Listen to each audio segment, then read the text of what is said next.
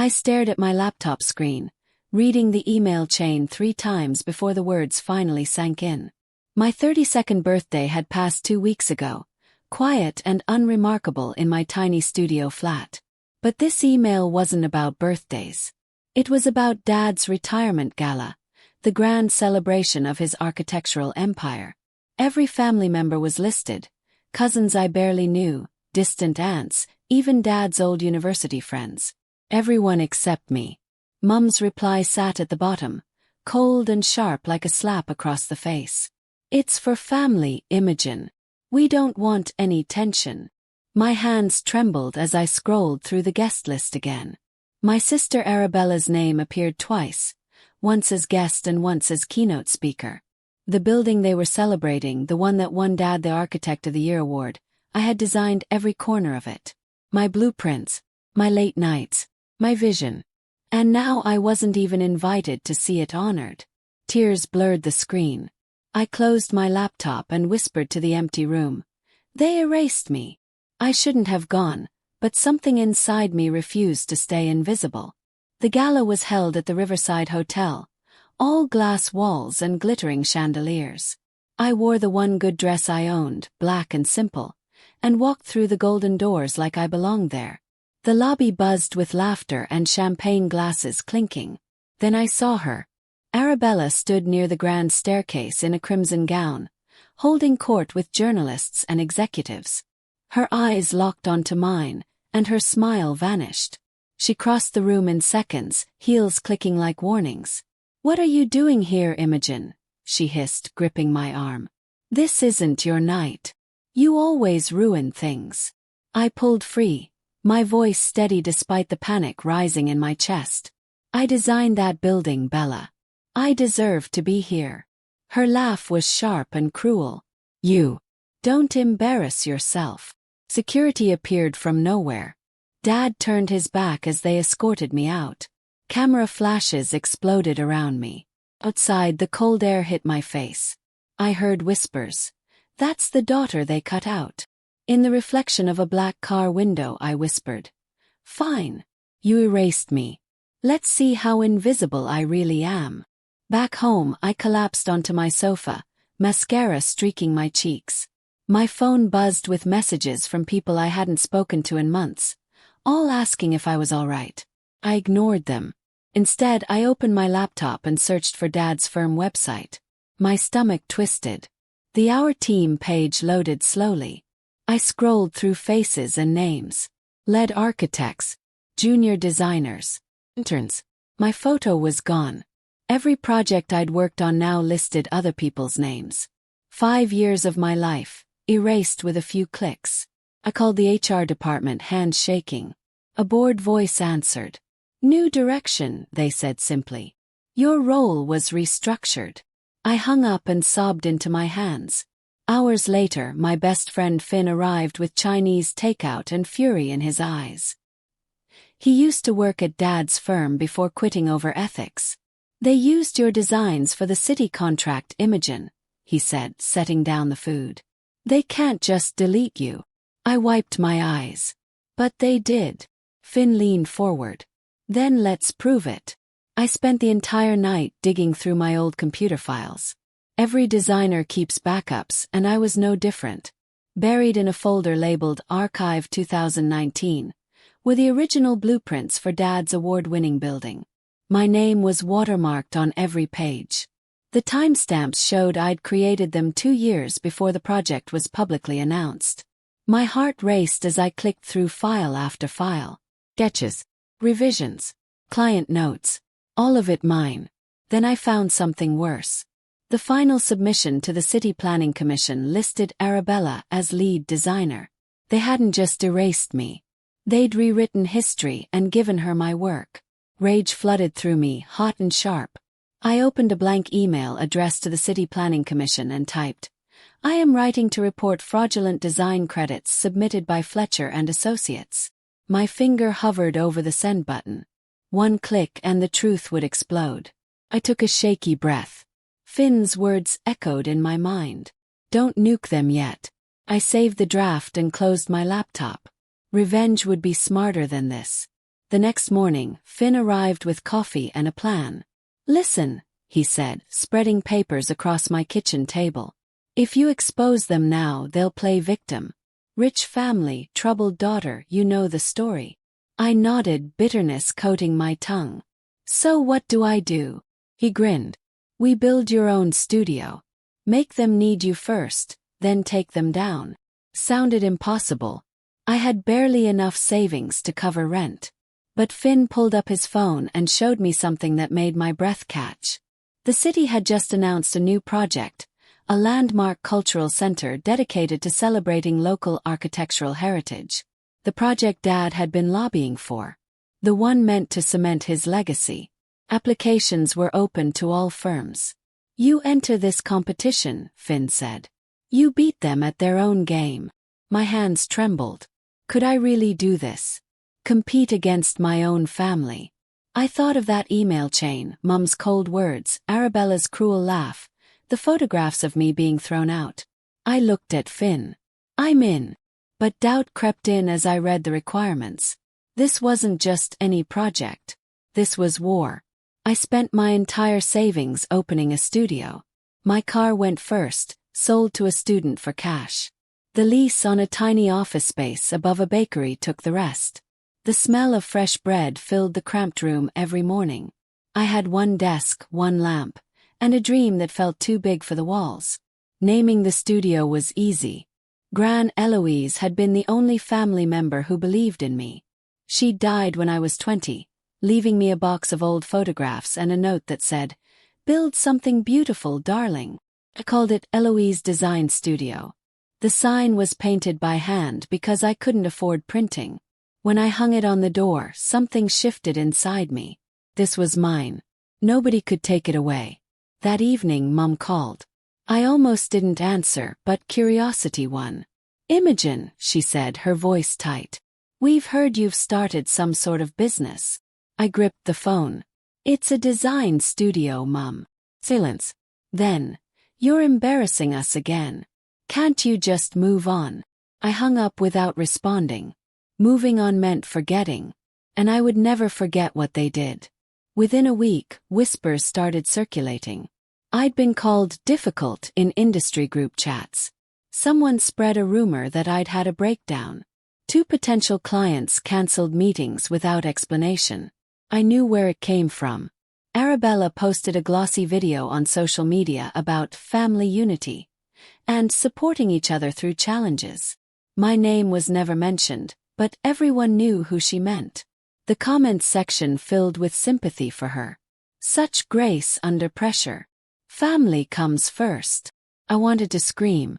Instead, I focused on my submission for the cultural center. Finn worked beside me every evening, sketching ideas and drinking terrible instant coffee. Then one night, he looked up from his laptop, eyes wide. "Imogen, you need to see this." He turned the screen towards me. Financial records from Dad's firm. Projects from the last decade. Half the designs had been plagiarized from smaller architects who couldn't afford legal fights. My father's empire was built on stolen work. "This is massive," Finn whispered. I stared at the evidence. This wasn't just about me anymore. This was about justice. I was drowning in self-doubt when the email arrived. The sender was Dr. Marcus Pemberton, a legendary eco-architect whose work I'd admired for years. My hand shook as I opened it. "Miss Fletcher, I came across your designs through a colleague. Your approach to sustainable urban spaces is remarkable. I'd like to discuss a potential collaboration." I read it 5 times. This couldn't be real. Dr. Pemberton had designed half of Europe's green buildings. Why would he contact me? I replied immediately, trying not to sound desperate. We arranged a video call for the next morning. When his face appeared on screen, kind and weathered, I nearly cried. "I know talent when I see it," he said simply. "And I know when someone's been treated unfairly." He'd heard the rumors. Instead of believing them, he'd investigated. "Your father's firm has a reputation," he continued. "Not a good one." We talked for 2 hours about design philosophy, sustainability, and integrity. By the end, He'd agreed to mentor me through the cultural center bid. "Let's show them what real architecture looks like," he said. 2 days later, the city announced the shortlist. 2 firms had made it. Dad's company, Fletcher and Associates, and mine, Eloise Design Studio. The war was officially on. The bidders' dinner was held in a private dining room overlooking the Thames. I arrived alone, wearing a borrowed blazer that was slightly too big. The room fell silent when I walked in. Dad froze mid-sentence, champagne glass suspended in air. Mum's face drained of color. Arabella moved towards me like a predator. "You'll humiliate yourself," she hissed. I smiled, surprised by how calm I felt. "Only if someone's watching, Bella." The mayor approached before she could respond. He was a short man with kind eyes and a genuine smile. "Miss Fletcher, I've been looking forward to meeting you. Your preliminary sketches show real innovation." He said this loudly, and I saw Dad's jaw tighten. We talked about sustainable design and community spaces. The mayor praised my concept for integrating green roofs with public art installations. "It feels authentic," he said. "Not just beautiful, but meaningful." I thanked him, aware of my family's eyes burning into my back. That night, I returned to my studio and worked until dawn, fueled by adrenaline and spite. If they wanted a competition, I'd give them one they'd never forget. But I didn't know that betrayal was already creeping closer. I woke to my phone exploding with notifications. My private concept sketches, the ones I'd been refining for weeks, were all over social media, posted under Arabella's name. My hands shook as I scrolled through the images. My ideas, my handwriting on the margins, my vision stolen again. Comments praised her innovation. Architecture blogs shared the designs. Felt sick. Only 3 people had access to my current work. Finn, Dr. Pemberton, and Oliver, my new intern. Oliver was a quiet architecture student who'd volunteered to help with renderings. I trusted him. Finn arrived within the hour, laptop under his arm. "Don't panic," he said. "We'll fix this." But fixing felt impossible. The damage was done. Then Finn did something I hadn't thought of. He checked my studio security camera, the cheap one I'd installed after the break-in scare last month. We watched the footage from 3 nights ago. There was Oliver, alone in the studio at midnight, photographing my sketches with his phone. My stomach dropped. Finn zoomed in. We could see Oliver typing on his phone, then a message notification lighting up his screen. The name was visible for just a second. Arabella Fletcher. My own sister had paid my intern to betray me. I didn't sleep that night. By morning I'd made a decision. Confrontation wasn't enough. I needed proof that would hold up. Oliver arrived at the studio at 9, acting completely normal. "Morning, Imogen," he said cheerfully. "Coffee?" Smiled back. "Actually, Oliver, can we talk?" I'd set my phone to record before he arrived.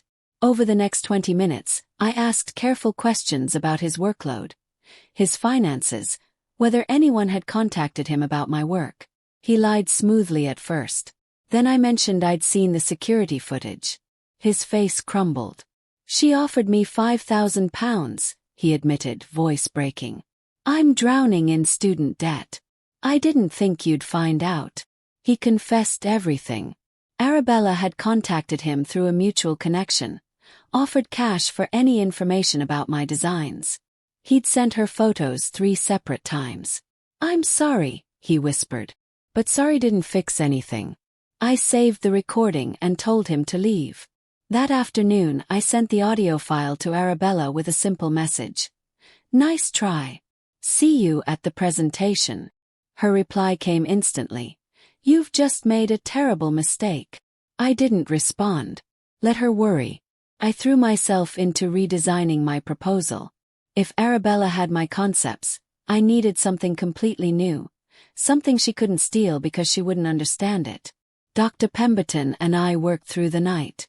I proposed a revolutionary idea, a cultural center that generated its own power through kinetic floor tiles and solar glass. The building would be a living artwork, changing colors based on energy production. Visitors would literally power the space with their footsteps. "This is genius," Dr. Pemberton said, eyes gleaming. "Nobody's implemented this at scale before. We refined every detail. Sustainability reports, cost projections, community impact studies. By dawn, I had a presentation that felt unstoppable. 3 days later, the city announced the final stage. Public presentations, open to press and community members. Broadcast live. I felt terror and excitement in equal measure. This was it. My one chance to prove I was more than the erased daughter. Finn helped me rehearse until my voice went hoarse. On presentation day, I stood in front of my mirror and barely recognized the woman staring back. Confident, determined, ready. I whispered to my reflection. "For you, Gran. For everyone they tried to silence." The presentation hall was packed. Cameras lined the back wall. Council members sat in the front row, notepads ready. Dad presented first. His firm's proposal was sleek and corporate. All glass towers and expensive materials. Professional but soulless. Arabella stood beside him, nodding at key points like she'd contributed anything meaningful. The audience applauded politely when he finished. Then it was my turn. My hands trembled as I approached the podium, but my voice came out steady. I talked about community, about sustainability, about buildings that give back instead of just taking up space. I explained the kinetic energy system, showing projections of how much power the center could generate. The crowd leaned forward. Then I reached my final slide. My original blueprints from 2 years ago, watermarked with my name and timestamp. "These designs," I said clearly, "were created by me in 2021. Some of you may recognize elements that appeared in other projects since then." I didn't say Dad's name. I didn't have to. The room went absolutely silent. I clicked to the next slide, showing side-by-side comparisons. The evidence was undeniable. Dad's face had drained of all color. Arabella gripped the table edge, knuckles white. The applause when I finished was thunderous. Vindication felt like fire in my chest. The media explosion was immediate. By that evening, journalists had connected the dots. "Architect's daughter exposes family design theft," screamed across headlines. My inbox flooded with interview requests. The proof I'd presented circulated everywhere. Architecture forums dissected the evidence. Twitter threads went viral. Dad's firm released a statement calling it a misunderstanding, but nobody believed them. Investors started pulling out. Arabella's brand endorsements, the furniture line, the lifestyle blog sponsorships, all dropped her within 48 hours. Former employees came forward with their own stories of stolen designs and buried credits. The empire was crumbling. I should have felt triumphant. Instead, I felt hollow. This wasn't the justice I'd imagined. It was messier, sadder, more complicated. Then Dad called. Not to apologize. To threaten. "You've destroyed this family," he said, voice shaking with rage. "I'll bury you in legal fees. You'll never work in this industry again." I wanted to scream at him, to list every wound he'd inflicted. Instead, I said calmly, "Try it. I have Dr. Pemberton's legal team on speed dial." He hung up. Finn found me an hour later, staring at nothing. "You did the right thing," he said. I wasn't sure I believed him. Dad's lawyer sent a letter offering £500,000 to resolve this matter privately. Translation: shut up and disappear. I read it 3 times, imagining what that money could do. Pay off debts. Fund my studio. Pay peace. Then I remembered Gran's note. Build something beautiful. Called Dad directly. "Your offer," I said when he answered. His voice was tight, controlled. "It's generous, Imogen. Take it and we can all move forward." I laughed, and it sounded strange even to my ears. "You taught me never to undervalue my work, Dad. Remember?" Silence stretched between us. "I'm not taking your money," I continued. "I'm filing an ethics complaint with the architecture board. And a copyright claim for every design you stole." His response was ice cold. Then you're no daughter of mine. The line went dead. I sat in the silence of my studio, the smell of bread drifting up from below, and felt something shift inside me. Relief. Freedom. I wasn't his daughter anymore. I was just myself. And that was enough. The next morning I filed both complaints. The investigation began immediately. The architecture board investigation moved faster than anyone expected. They'd been watching Dad's firm for years, waiting for enough evidence to act. My complaint opened the floodgates. Whistleblowers emerged from every corner.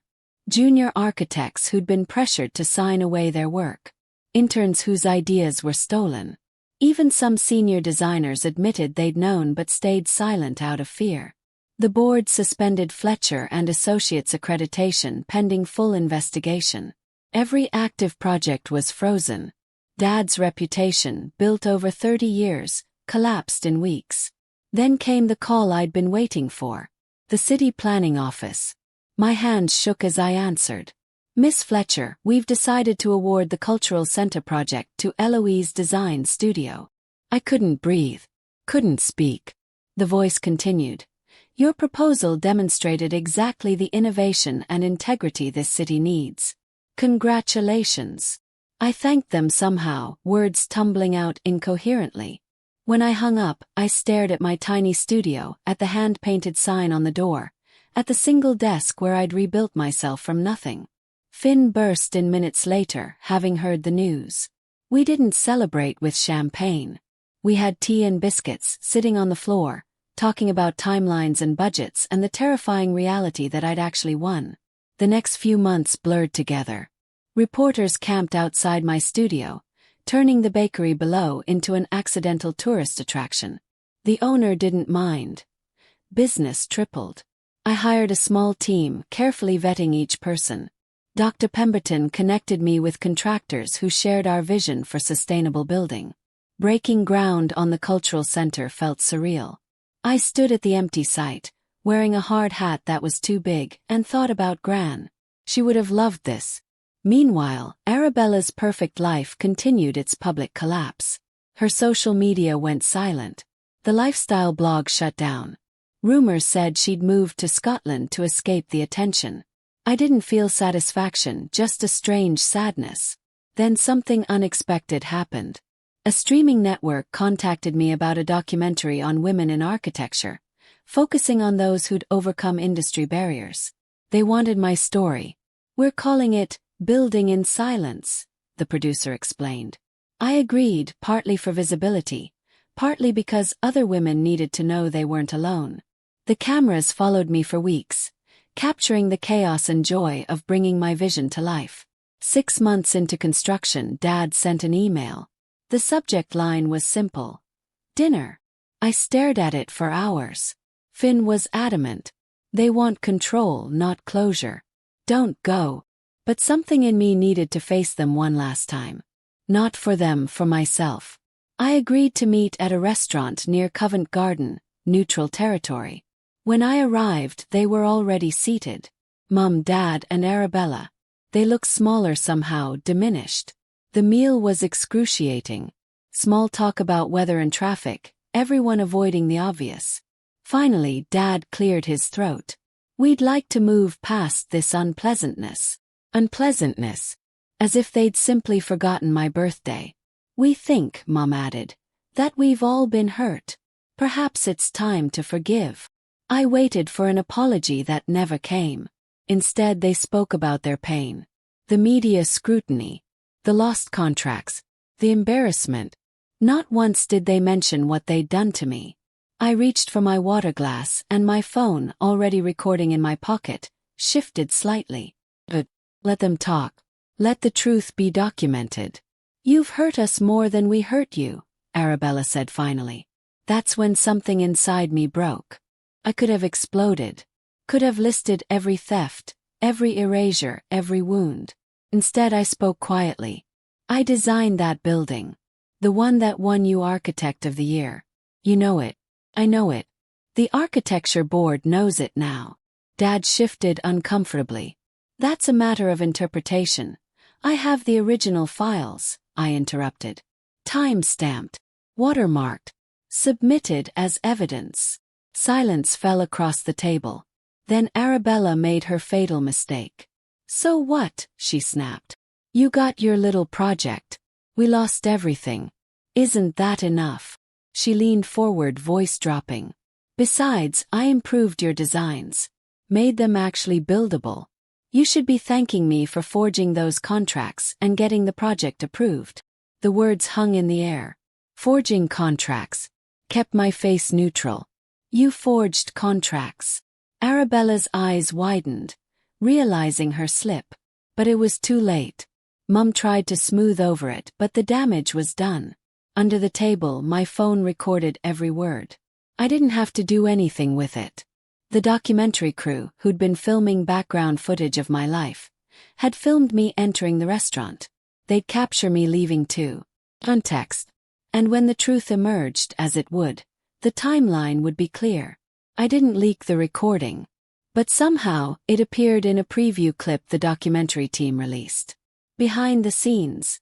The dinner that changed everything. The clip went viral within hours. Arabella's confession, her casual admission of forgery, played on repeat across social media. Legal experts analyzed it on morning television. Architecture forums exploded. The scandal that had been dying down roared back to life. This time, criminal investigations began. Dad's firm faced fraud charges. Arabella was named specifically for document forgery. Their lawyers scrambled, but the evidence was overwhelming. Public outrage reached new heights. People weren't just angry about stolen designs anymore. They were furious about the corruption, the entitlement, the complete lack of remorse. I watched it unfold from my studio, feeling strangely detached. Then Mum collapsed. A panic attack, the hospital said, brought on by stress. She was admitted for observation. The guilt hit me like a wave. Had I done this? Pushed too hard? Wanted revenge more than justice? Finn found me crying at my desk. "This isn't your fault," he said firmly. "They made their choices long before you fought back." But that night I couldn't sleep. I visited Mum in hospital 3 days later. She looked small in the bed, monitors beeping softly around her. Her eyes filled with tears when she saw me. "Imogen," she whispered. "Please stop this. We're family." I pulled a chair close. "Then act like it." The words came out harder than I'd intended. She reached for my hand, and I let her take it. "I never meant for things to get this far," she said. "Your father, he's just so driven. And Arabella, she always needed validation. Excuses. Always excuses. What about what I needed?" Yes. "Did anyone think about that when you erased me?" Mum closed her eyes. "I thought we were protecting the family business." "You were protecting him," I corrected. "Not me. Never me." We sat in silence for a long moment. Finally she spoke again. "What happens now?" I thought about the investigation, the charges, the future. "Now you face the consequences. And maybe, eventually we can talk about forgiveness." But not yet. My phone buzzed as I left the hospital. A text from Arabella. "You ruined us. I'm done." I deleted it without responding. Some bridges were meant to burn. 8 months later, the cultural center was nearly complete. The building rose against the London sky, all curved glass and green walls. Solar panels caught the morning light. Inside, the kinetic floor tiles were being installed, ready to turn footsteps into electricity. I walked through the space every morning, still unable to believe it was real. My team had grown to 12 people. Dr. Pemberton visited weekly, offering guidance and celebrating our progress. We'd created something revolutionary, a building that gave back to its community. Meanwhile, I'd started a mentorship program for young female architects. Every Thursday evening, my studio filled with students and recent graduates. We talked about design, ethics, and surviving in an industry that often tried to silence women. I shared my story. They shared theirs. Together, we built a network of support I'd never had. The mayor's office announced the grand opening would be televised internationally. Major architecture publications wanted exclusive tours. My little studio above a bakery had become something I'd never imagined. And through it all, I thought of Gran. How proud she'd be. How right she'd been. The world had been waiting. I just needed to believe I deserved to be in it.